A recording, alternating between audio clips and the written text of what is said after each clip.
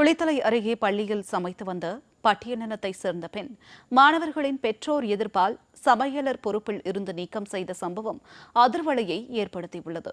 சாதி ஒழிப்பை போதிக்கும் பாடசாலையிலேயே சாதி வன்கொடுமை மேலோங்கியுள்ளது குறித்து விவரிக்கிறது இந்த செய்தி தொகுப்பு.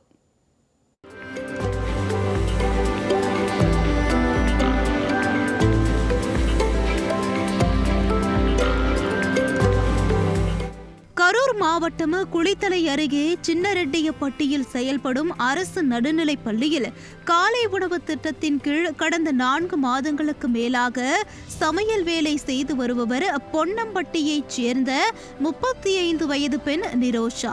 பட்டியலினத்தைச் சேர்ந்தவரான நிரோஷா சமைத்தால் தங்களது பிள்ளைகள் சாப்பிட மாட்டார்கள் என்றும் அவரை வேலை விட்டு நீக்கும் வரை தங்களது குழந்தைகளை பள்ளிக்கு அனுப்ப மாட்டோம் என்றும் பள்ளி தலைமை ஆசிரியரிடம் பெற்றோர் தரப்பில் வலியுறுத்தப்பட்டதாக கூறப்படுகிறது. இதனை அடுத்து பெற்றோர் தங்கள் குழந்தைகளை பள்ளிக்கு அனுப்ப மறுப்பதாகவும் பள்ளியில் படிக்கும் மாணவர்களின் எண்ணிக்கை குறைவதால் இனி சமைக்க வர வேண்டாம் என பட்டியலின பெண்மணியிடம் தலைமை ஆசிரியர் பானுமதி கூறியதாக தெரிகிறது. அடுத்த நாள் வேறொரு நபரை பணியில் அமர்த்தி சமைத்துள்ளார்.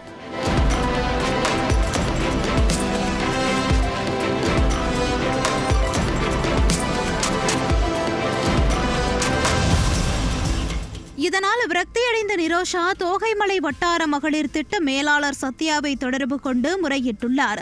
ஆனால் எந்தவித நடவடிக்கையும் எடுக்கவில்லை என பாதிக்கப்பட்டவர் வேதனை தெரிவித்துள்ளார்.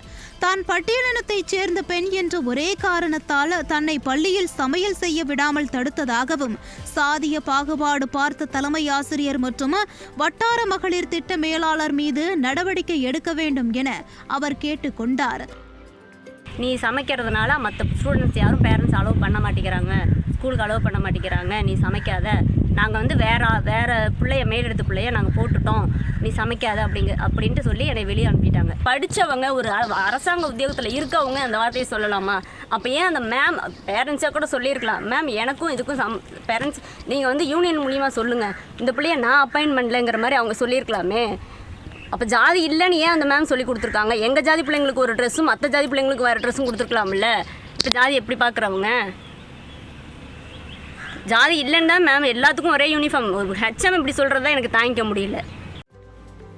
அரசு பள்ளியில் அனைவரும் சமம் என்பதற்காகத்தான் ஒரே மாதிரியான சீருடை அணிந்து வர கூறுவதாகவும் ஆனால் அத்தகைய இடத்திலேயே சாதிய பாகுபாடு பார்ப்பது வேதனை அளிப்பதாகவும் பாதிக்கப்பட்ட பெண் தனது மனக்குமுறலை வெளிப்படுத்தியுள்ளார். தன்னை வேலை விட்டு நீக்குமாறு பெற்றோர் கூறியிருந்தாலும் அரசு பள்ளியில் சாதிய ஒழிப்பு, தீண்டாமை ஒழிப்பு குறித்து கற்றுத்தரும் ஆசிரியர் பெற்றோருக்கு அறிவுரை கூறாமல் தன்னை சமைக்க கூடாது என்று தலைமை ஆசிரியர் கூறியது அதிகார துஷ்பிரயோகம் என்றும் பாதிக்கப்பட்ட பெண் குற்றம் சாட்டியுள்ளார். சமைக்கிறதோ இல்லையா அது ரெண்டாவது பட்சமாக நான் இருக்கேன். என்ன மாதிரி என் சமுதாயத்தை சேர்ந்தவங்க யாரும் என்ன மாதிரி பாதிக்கப்படக்கூடாது.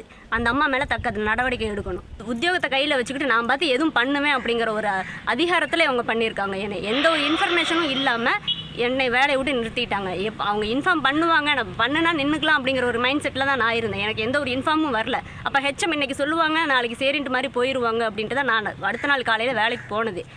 அவங்க இன்னொரு பொண்ணு இருக்கவங்க தான் நான் சத்யா மேமுக்கு ஃபோன் பண்ணி கேட்டேன், நீ அவங்கள டிஸ்டர்ப் பண்ணாத வெளியே வான்னு சொன்னதுக்கான காரணம் என்ன? பிள்ளைங்கிறதுனால தான் அவங்க மெயின் ஒதுக்கிட்டாங்க. அப்போ எனக்கு நடந்த கொடுமை யாருக்கும் நடக்கக்கூடாதுன்னு தான் நான் இந்த அளவுக்கு நான் போனதே, எனக்கு நடந்தது வேறு யாருக்கும் நடக்கக்கூடாதுங்கிறதுக்காக தான் நான் போனது. யார்கிட்ட பேசுறது என்ன பண்ணுறதுன்னு ஒன்றுமே தெரியாமல் நாங்கள் கலெக்டரேட்டில் ஒரு மனுவும் எஸ்பி ஆஃபீஸில் ஒரு மனு கொடுத்துருக்கோம், இங்கே ஒரு பெட்டிஷன் கொடுத்துருக்கோம், தோமலையில் ஒரு பெட்டிஷன் கொடுத்துருக்கோம். அனைத்து இடங்களிலும் சாதிய பாகுபாட்டை ஒழிக்க பல்வேறு முயற்சிகள் மேற்கொள்ளப்பட்டு வரும் நிலையில் கிராமப்புற பகுதிகளில் சாதிய பாகுபாடு இல்லாமல் பாரபட்சம் காட்டுவது தொடர்கதையாக உள்ளது சமூக ஆர்வலர்களிடையே அதிருப்தியை ஏற்படுத்தியுள்ளது.